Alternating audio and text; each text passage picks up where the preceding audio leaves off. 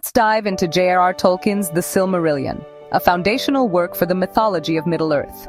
It is a richly complex book, composed of interconnected stories, detailing the creation of the world and the struggles of its inhabitants, particularly the elves and their greatest works, the Silmarils.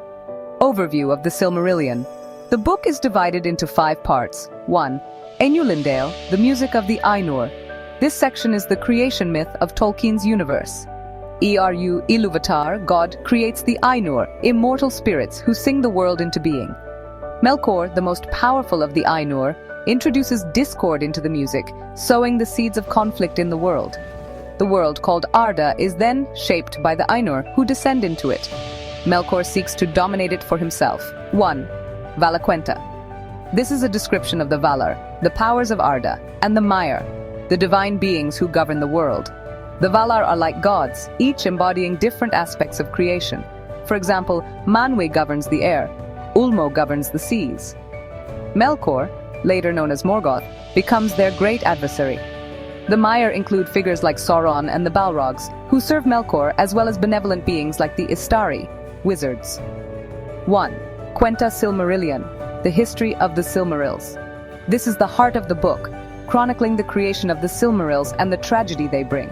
Fëanor, a gifted but prideful elf, crafts the Silmarils, 3 radiant jewels containing the light of the 2 trees of Valinor.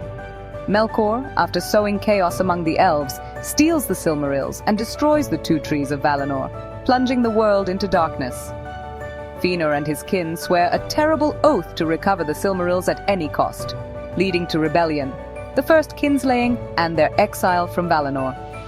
The elves wage war against Melkor, now Morgoth, in Middle-earth, but their quest brings immense suffering and betrayal. Many tragic figures emerge, such as Beren and Luthien, who retrieve a Silmaril, but at great personal cost, and Turin Turambar, whose life is marked by doom and sorrow. The Silmarils ultimately bring ruin to Fëanor's house and the elves' greatest kingdoms. Akallabeth, the downfall of Númenor. This tells the tale of Númenor, a mighty island kingdom of men.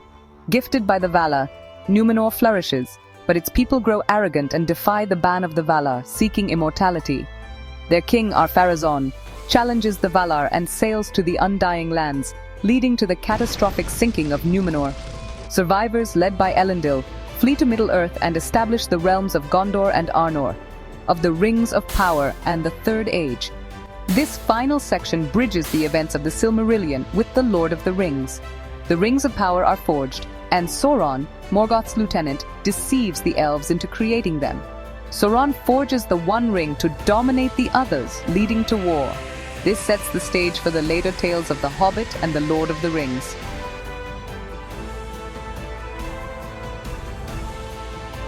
Themes: creation and corruption. The contrast between beauty and the corruption of Melkor, Morgoth, and Sauron. Pride and fall. The fates of Fëanor, Númenor, and others highlight the destructive consequences of hubris. Fate and free will. Characters struggle against their destined paths, often with tragic results. Immortality and mortality. The tension between elves and men is central to the mythology. The Silmarillion is both grand and tragic, presenting a world of astonishing beauty and heartbreaking loss. Its tales shape the backdrop for the later events in Middle-earth, making it essential for understanding the depth of Tolkien's legendarium. Would you like to explore any specific story or theme in more detail?